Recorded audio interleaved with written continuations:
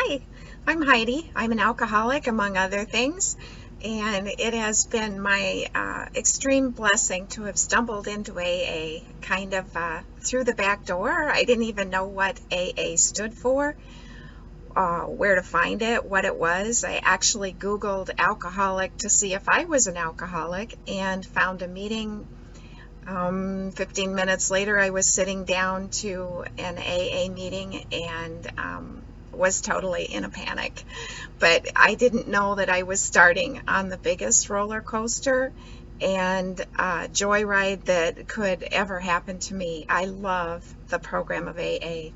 And right off the top, I want to say that I don't speak for AA. Actually, no one can speak for AA, not even the founders, because the way that it's put together, it clearly is not a group of synonymous people that all agree on certain points and go forward. It's not like a religious organization.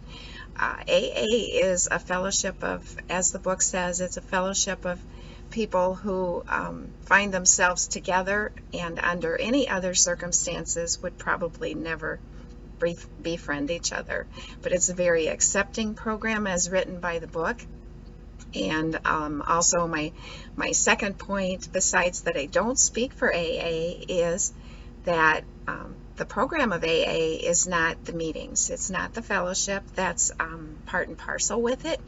But even if you can't get to meetings, like right now, I live in an RV full time.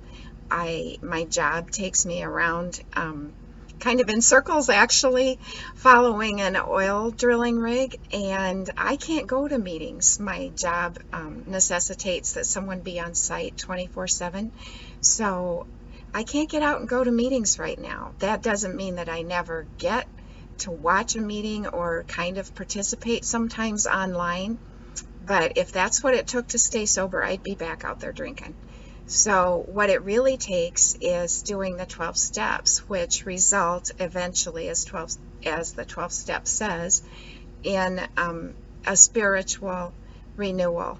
And that's what I really want to emphasize. The program of AA can bring you to a renewed access to a power that's greater than yourself. And I know for me, I couldn't give up drinking if it was going to require my willpower. I had plenty of willpower in other areas, but when it came to the obsession for drinking, once I took that first drink, I couldn't quit.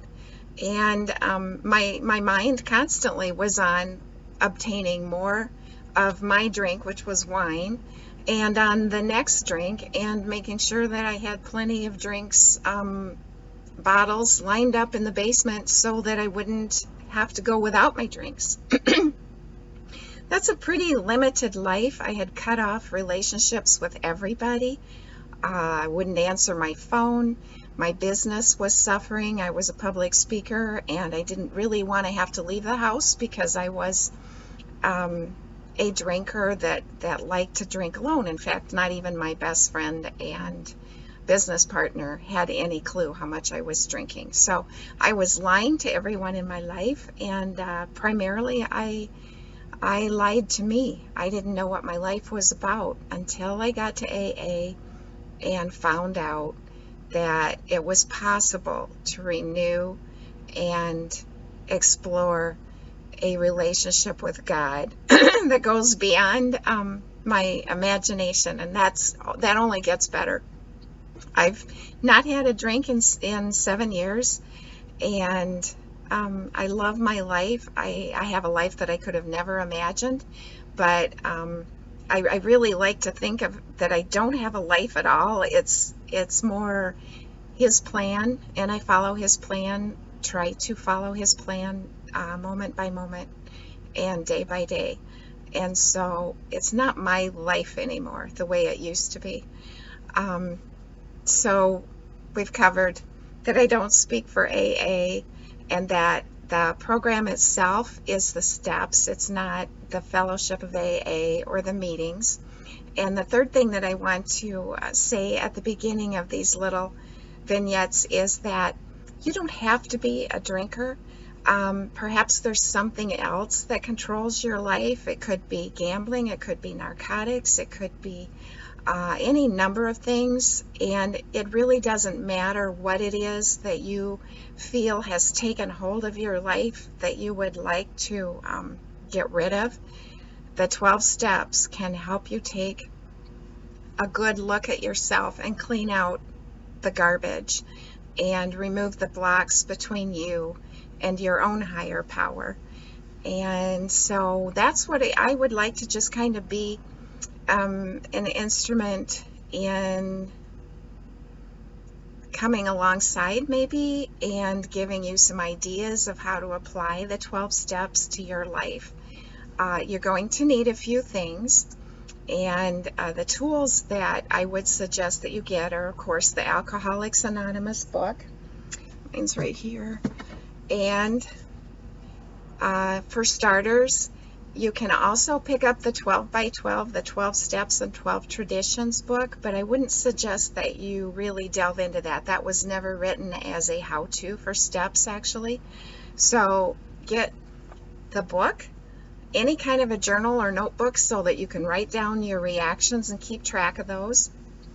And then try to find someone else that has gone through the program and successfully applied the 12 steps to their lives and has the kind of life that you would like to have, the kind of joy, the kind of presence, the kind of peace that you seek.